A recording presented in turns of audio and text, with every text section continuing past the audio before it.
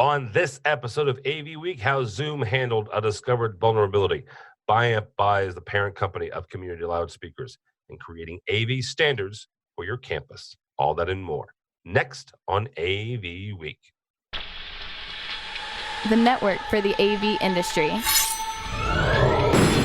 What are you listening to? This is AV.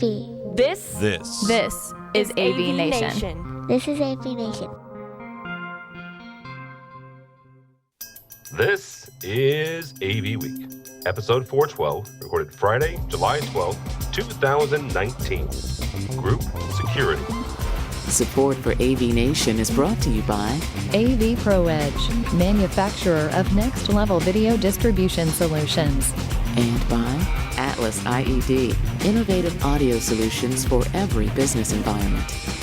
This is AV Week, your weekly wrap-up of audio-visual news and information. My name is Tim Albright. I am your host. With us to discuss the news and information we have gathered this week, first and foremost, from all across the pond in Germany, is Patrick Murray from Catch Technologies. Welcome, sir. Thank you, Tim. You know, it's pretty late at night here on a Friday, so I hope you don't mind if I let my hair down a little bit. Oh, wow. He's already breaking into the beer, which, here in the States, at least for me, it's 1:15. For Paul, our other guest, Paul Konikowski, it's 2:15. So how are you, Paul? It's still coffee time here. I'm still going on the caffeine. I'm doing well, thanks, Tim. Yeah, you and me both. So yeah, Patrick, this should be an interesting one. So as the old saying goes, man plans and God laughs. We send out our stories on Tuesdays, and as luck would have it this week, holy cow, all sorts of things happened between Tuesday and today, the Friday that we're recording. So we're throwing out a couple of things and things that have happened, and let's just say the last 48 hours. First and foremost, press release from our friends over at Biamp. Biamp is an underwriter of AVNation. Biamp, quote unquote, a leading supplier of professional audio and video solutions based in Beaverton, Oregon, today announced the acquisition of Audio Prof Group, international parent company of Community Loudspeakers and Apart Audio. I'm going to be really quick on this. Basically, Biamp just bought Community Loudspeakers. Yes, they bought a group, and then they bought Apart, which is it's a great company as well. But the real part here, and the thing that really kind of got me, is the fact that Biamp now owns Community Loudspeakers. And in an email to some of their partners, Rashid Skaff sent out also this week in kind of conjunction with this. Quote unquote, not long after I assumed leadership of Biamp, I declared my intent to build Biamp into a full range provider of professional audio-visual solutions, building on Biamp's heritage, designing industry-leading audio processors, and this combination is a huge step to reaching that goal. Patrick, I'm going to start with you on this. Rashid and his entire team from Highland Partners, who's the investment group behind him, made no bones about the fact that they're looking. They bought Biamp to turn it into an AV giant. And I'm not. I don't want to be poetic in saying that. I'm not trying to say predict anything here, but they were very, very clear that this was not their last purchase. And when they purchased Cambridge Audio, that wasn't their last purchase, and all the other ones that they've made. But this one adds a whole lot of oomph to the Biamp brand and the Biamp offering.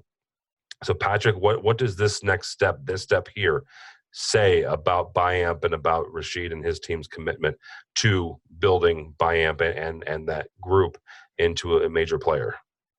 I really like the strategy in this, because obviously the trend is for these larger manufacturers to have a complete product line that does everything. And we've seen it over and over the years. And in the beginning, it was like, oh, when are you going to make loudspeakers? When are you going to make a display? And then all of a sudden, these manufacturers started making loudspeakers. But I think in this case, it's a really nice move, because they didn't just make a loudspeaker and put their name on it. They're buying a brand that already has a great reputation in that space. And I think that's just a really powerful and clever way to build out a product line. Paula, is that the key here, that the fact that they didn't just purchase a speaker factory, right? Or they had somebody else white label a Biamp quote unquote speaker, they purchased a brand that had longevity, that had a heritage similar to, the heritage that Biamp already had. So, I mean, a lot of companies have done kind of what you said, where they just OEM a speaker and slap their name on it, often ceiling speakers, that sort of thing. But Community has always been known for larger format. They've been known on the more economical side of PA systems, but they definitely have a large market share in terms of outdoor speakers, stadium, high school stadium type stuff. I've used their Entasis columns, which really fit that price and performance spot. So to me, this was a very smart move by them, by both sides, because Biamp really has earned a great reputation in the industry. And so now it turns into a bit more of a one-stop shop, and they can think about, pairing their speakers with their DSP systems, that sort of thing. So it'd be interesting to see what kind of Dante or AVB integration may come along, that sort of thing. So I think it's a great move. Patrick, one of the things that both Rashid said in the press and in other places was that they were not looking to pull back on what Community has already been known for, meaning that they're not going to go away from, as Paul said, the large venue stuff. They're gonna kind of double down on that. But where else do you see Biamp leveraging the intellectual properties, the IP that Community has, into getting into other areas?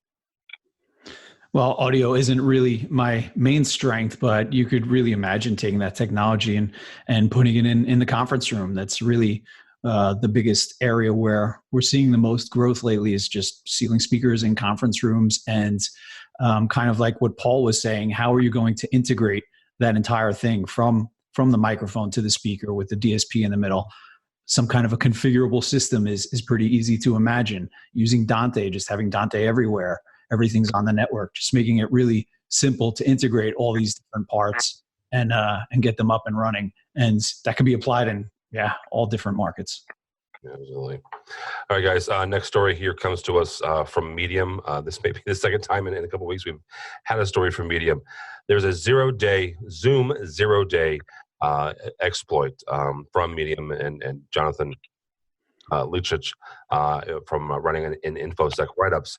A vulnerability, quote unquote, in the Mac Zoom client allows any malicious website to enable your camera without your permission. The flaw potentially exposes up to 750,000 companies around the world that use Zoom to conduct day-to-day business. Eric Yon from Zoom did comment on this and said they are working on it on a patch for this and to update the software, update the privacy, and update the security. Another exploit, though, or another issue, I guess, it's not even necessarily an exploit, is the fact that specifically on Macs, if you had installed Zoom and went through the process to uninstall it, there was still a piece of software that was still on your computer, even though you had uninstalled it.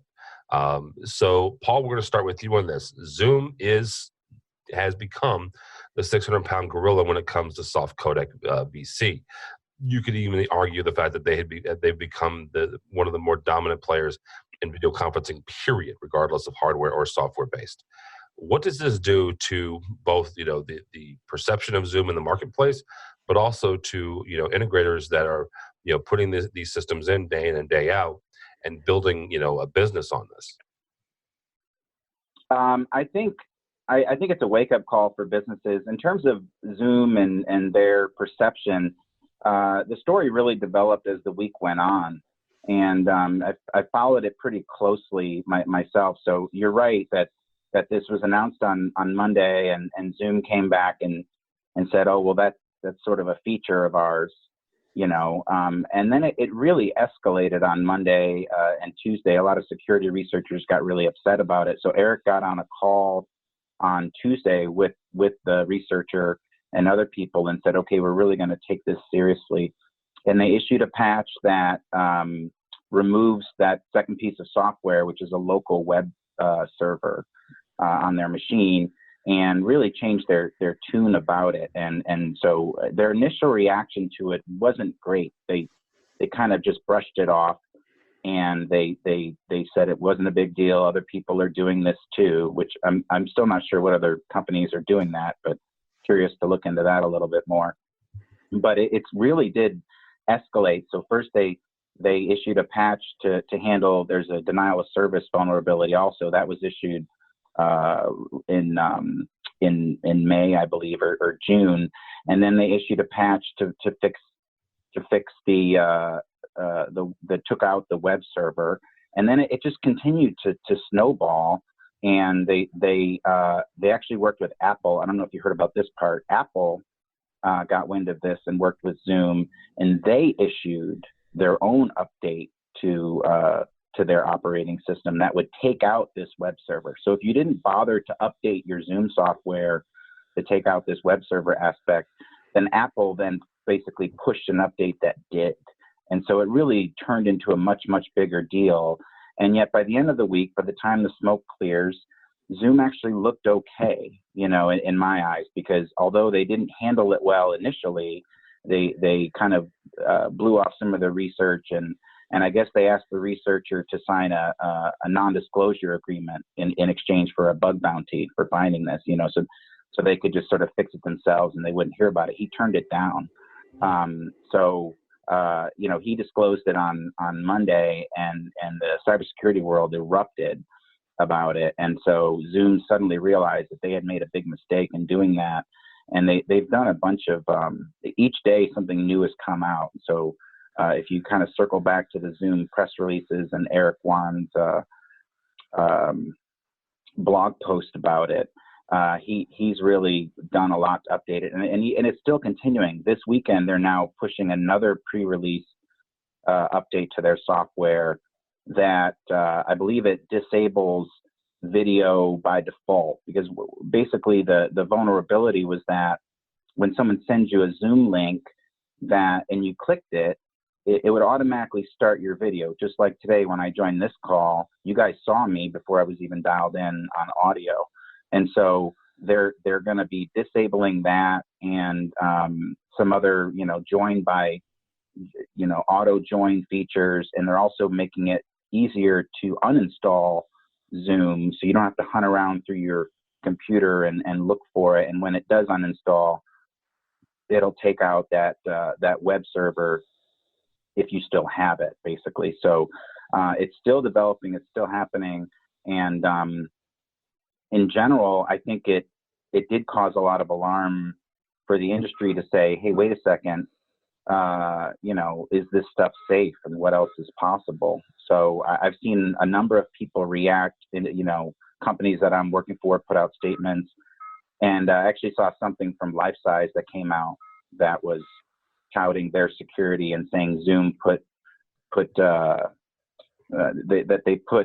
convenience over security, which I thought was ironic because LifeSize themselves had a vulnerability discovered not that long ago, and they actually just sort of ignored it. So I think it's a wake up call in a lot of ways, but in the end they realized what they had done wrong and started to take it seriously. I saw the same piece from LifeSize, and that's a dangerous thing to start touting your own security prowess, because I will go back to Teresa Payton, a fabulous, incredible security expert. She was the first CTO of the White House under Bush 2. She made the statement. She said that it's not a question of if, the question is when you'll get hacked. Right.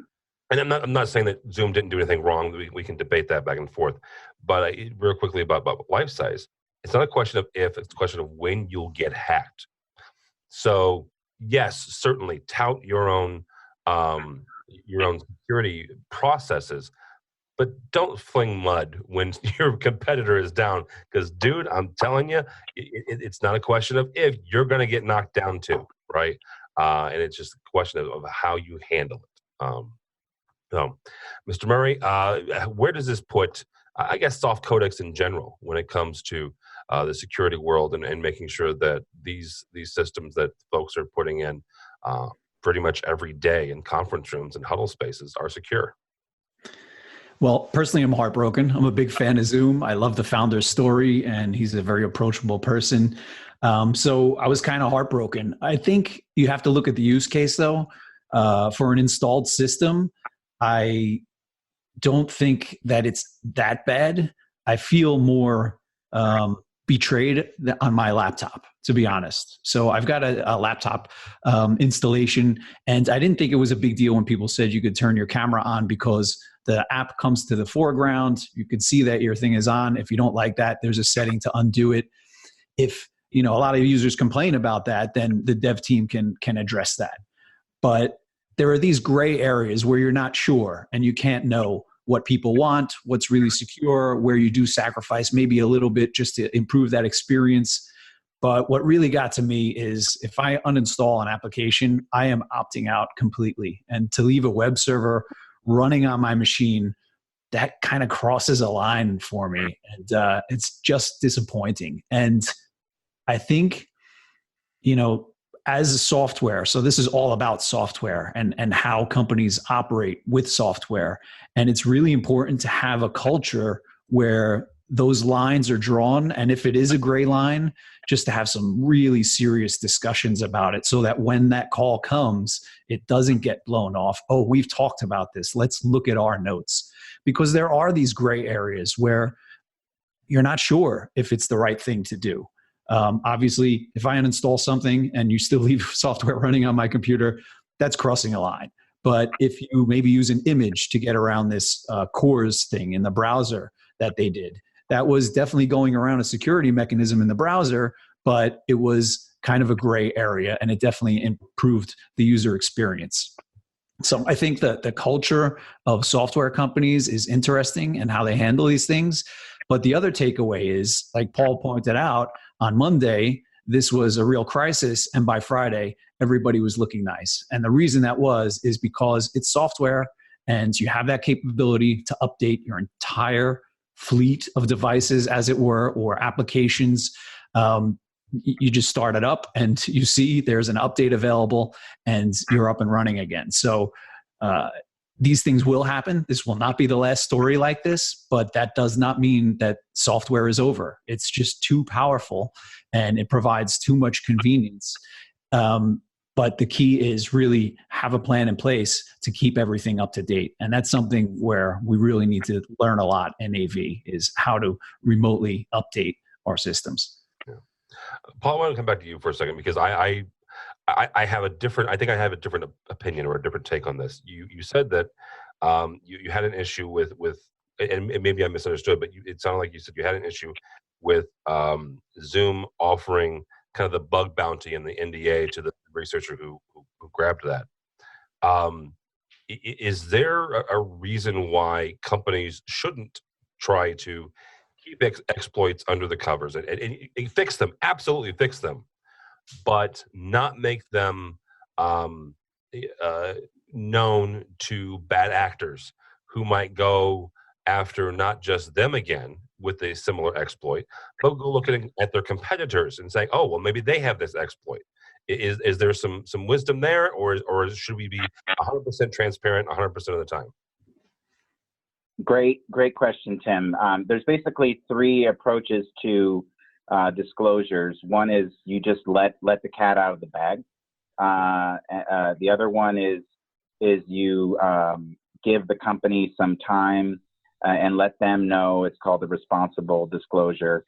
And then the other one is you just don't tell anybody about it and you just keep it quiet. And the latter is what Zoom it sounds like what they were trying to do. They saw this as a feature and that they had put in. And so their non-disclosure agreement basically told this individual that you can't tell anybody else about this. We'll pay you some money, but you're just, you can't talk about it. And the reason why you want to tell people about it in a responsible manner, you want to give the company, let's say 90 days to come up with a patch and release it. But the reason is that, like you said, other companies may have similar vulnerabilities and you need to learn from each other. And so if you put the vulnerability out there, then yes, the bad guys do have access to it, but the good guys have access to it too. And if everyone has access to it, then it can be addressed. And so you're taking, it's sort of a double-edged sword, but I'm definitely on the side of disclosure and public knowledge and sharing that information, rather than the side of let's keep it quiet and not tell anyone. Because the other assumption that you're making and saying, well, maybe we shouldn't tell the bad actors, they may already know about this, and you don't know who already knows about it. And then you start to say, well, is it really a vulnerability? I mean, so what if someone can launch a Zoom thing? Well, if I've got an email signature that has one of those banners at the bottom that says click here to learn about collaboration products or something, right? And it opens up a web page or a white paper, who knows? But what if at the same time it launches my video, and I don't see the app turn on because it's behind a new browser screen. And there's another vulnerability to it where people could then, send out a video link and to millions of people. There's websites that are set up for this, and all of a sudden you're getting calls from all around the world trying to get into your system, which denies. It's called the denial of service attack. So there's definitely a value in sharing the vulnerabilities. Like, I can't say that loud enough, although it does put a little bit of shame on the folks that do it. The security community has said over and over again that this stuff needs to be announced. And I don't know how many bug bounty programs are in AV right now. Zoom is refining theirs, by the way, because of this incident, because of the slack they got because of it. They are now doing a public-facing bug bounty program, whereas before it was a private thing. If someone contacted them, they say, oh, by the way, we have a bug bounty program, we want you to join. But now they're going to be revising that and making it much more public and making the rewards more public. So to me, that's the much better approach to take, and then work with the researcher about disclosure and say, okay, if you accept this bug bounty program, we'll let you talk about it, but we want to review what you're going to release. And please give us, 90 days, 180 days, or whatever it is to address it and to put out this release and let everyone know before you release. That's called the responsible disclosure. And that's really the way to go about it. Sometimes I heard when the Crestron, I believe it was, or AMX vulnerability came in a couple of years ago, somebody used the word extortion or something like that the researcher was trying to blackmail them by asking for money. This is valuable information. And the question is do you want me to sell it to you as the manufacturer, or do you want me to sell it on the black market and have someone, exploit that, a nation state or somebody else? This is very valuable stuff. If I can spy on a meeting or a CEO or something like that, then, that's valuable information. And so, I'm definitely on the side of the researchers and the hackers. And I think it's just super, super important. Keeping it quiet, not sharing this information is what do they call it? They call it security through obscurity or something like that. And the idea is that if you don't know what's going on in our system, then you can't hack it. Well, but guess what? That doesn't work. It's been proven over and over again. So release the bugs, no more free bugs, pay the people for them. That's the right way to do it. And I think AV companies would actually benefit. We talked about consolidation earlier. Community probably doesn't have any security vulnerabilities in their speakers, right? But let's say you have a big company or a big group of integrators, PSNI, that sort of thing. They could actually team together on their bug bounty programs to share that cost, and so when someone does come with a vulnerability, not just one person is paying for it, and then they can share that information between them. So I'm really pushing for that. I haven't seen anybody in the industry doing bug bounties that I know of. So, and it doesn't have to be the Facebook $50,000 check. I mean, it could be $500. It could be, something small, but just changing the attitude about it, I think, is really important. Yeah, absolutely. And you mentioned one thing that was really important before we hit our last story here is giving the companies time, right? You're not. There is a difference between being paid for your work, and a person should be paid for what they're worth, and this is work. But there's also being responsible and giving the folks time to respond and to come up with a solution. One of the last the vulnerability that was discovered in the Barco ClickShare earlier this year.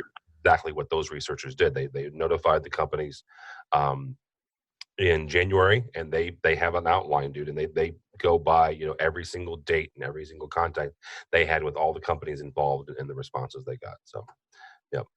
All right, guys, last story here before we let you get out of here. Notre Dame has developed a catalog of AV core standards. Each core standard is specifically designed to transform spaces, quote unquote, such as conference rooms, classrooms, auditoriums, study spaces, and seminar rooms. Patrick, I want to start with you on this. Notre Dame is a huge campus, right? Over 12,000 students, iconic university here in the States.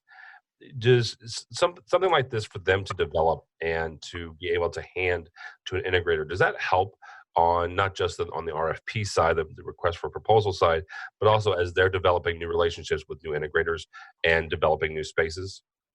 It's a must. I mean, we really learned the hard way that you can't have a large campus and just throw a bunch of different people at different areas and expect to have a similar experience when everything is done. It's just impossible. It's an absolute must. You have to have standards, and I really think those standards work the best when it comes from the technology owner, when it comes from an owner's team who really understands the end customer and the vision and where they want to go. It's just really important. And that video that you sent over was really well done. They mentioned one of the things I really liked about it, that they talked about flexibility in these different domains.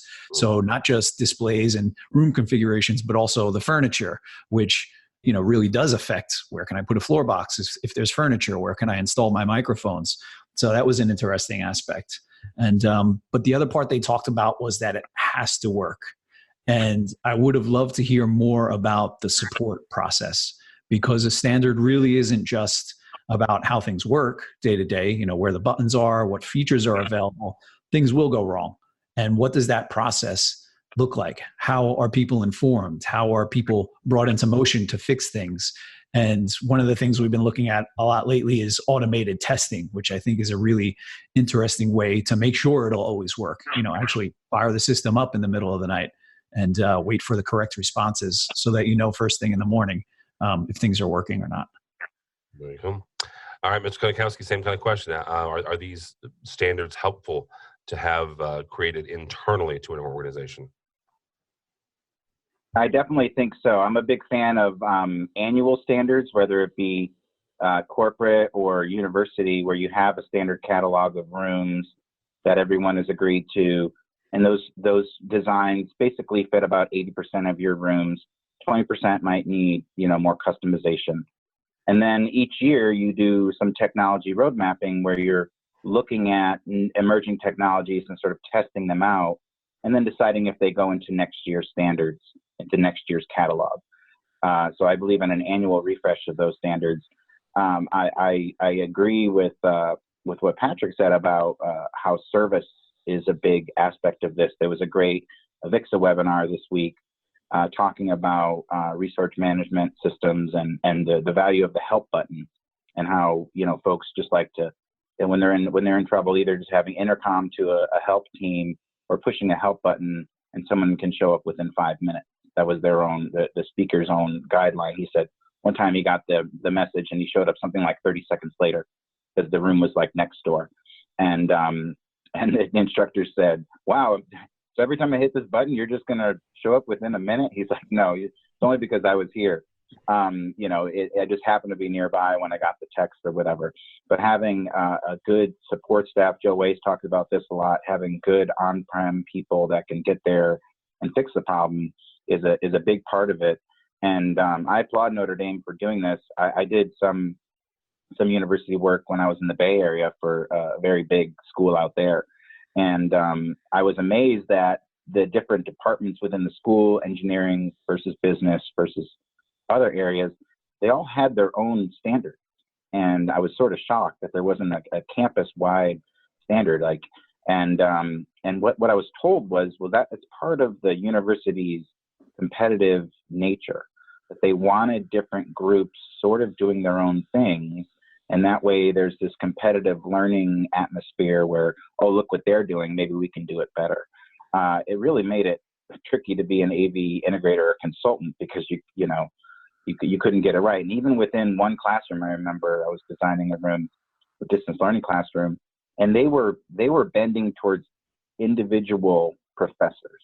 They literally wanted, okay, this professor needs the touch panel to do this, but this other professor needs it to do that. And the professors just had major power there. They're very smart folks, and they think they know better than you. So it's one of the toughest groups I found to work with, because there's so many smart people. And to get them to all agree that standards are better than doing it your own way is a hard thing to do. So I applaud Notre Dame for doing this. I think standards definitely increase scalability, reliability, service, all of those things.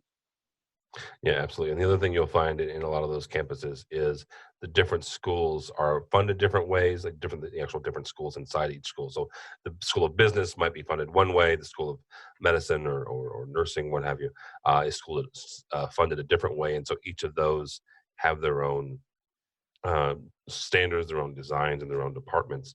I remember a buddy of mine that used to work for UCLA told me once that UCLA had over 100 IT departments. And I was still trying to wrap my brain around that. And then he explained, the different buildings, the different schools, and the different campuses. So yeah, absolutely.